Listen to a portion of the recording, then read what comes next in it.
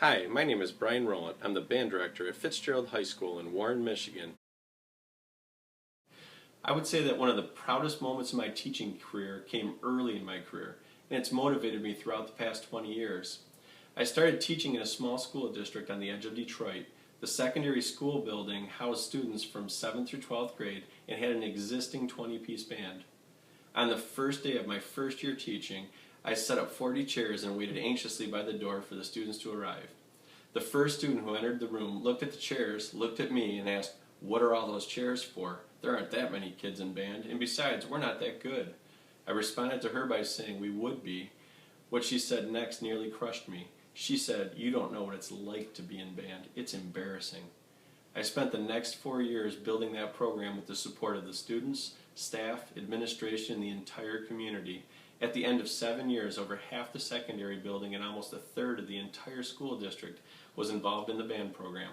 The band consistently received highest ratings at festivals and competitions. They traveled to cities around the U.S., but most importantly, the students were proud to say that they were in band.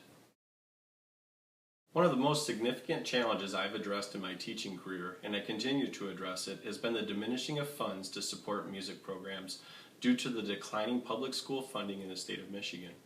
Particularly the impact it's had on my district, where 81% of the students receive free or reduced breakfast and lunch. In the current economic environment of my district, many teaching positions, music classes, and budgets have been reduced or eliminated. The constant challenge is to provide a high-quality music experience for the students who cannot afford to participate. To combat the funding issues, we have become resourceful to provide instruments for our students. We shop at garage sales, we post donations requests at grocery stores and on Craigslist. We participate in online contests, we constantly look for new grant funding, and that we've even used our performance skills to win instruments. Something that I picked up from my cooperating teacher during my student teaching experience has always helped me to motivate my students to reach their potential. He said, always set the bar high for your expectations, and if the students start getting close to that bar, it's time to raise it again. I feel that all students want to be successful and challenged. My belief is that success will always create more success. The students in my classroom know that I will never give up on them. I'm a firm believer that everybody learns from his or her mistakes. I encourage students to risk making a mistake for the chance of creating something musical and memorable.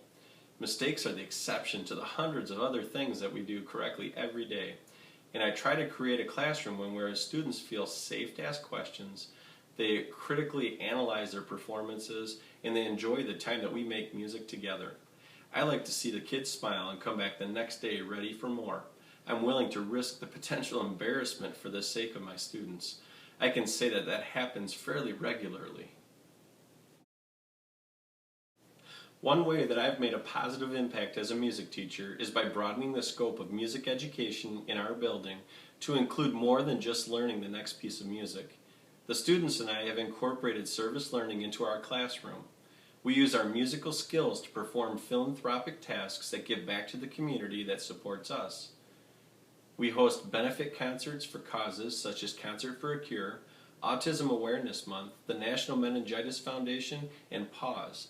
The students also provide entertainment at community events for those who served our country.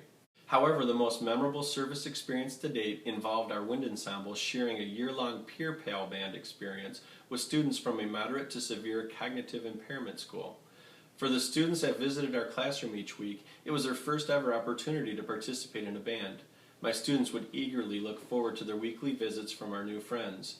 The members of the wind ensemble would demonstrate various instruments, help them learn to play percussion instruments, and then practice several pieces of music. The Peer Pal band experience was so successful that we featured the group at our spring concert that year. There wasn't a dry eye in the auditorium when our new friends received a standing ovation for their performance.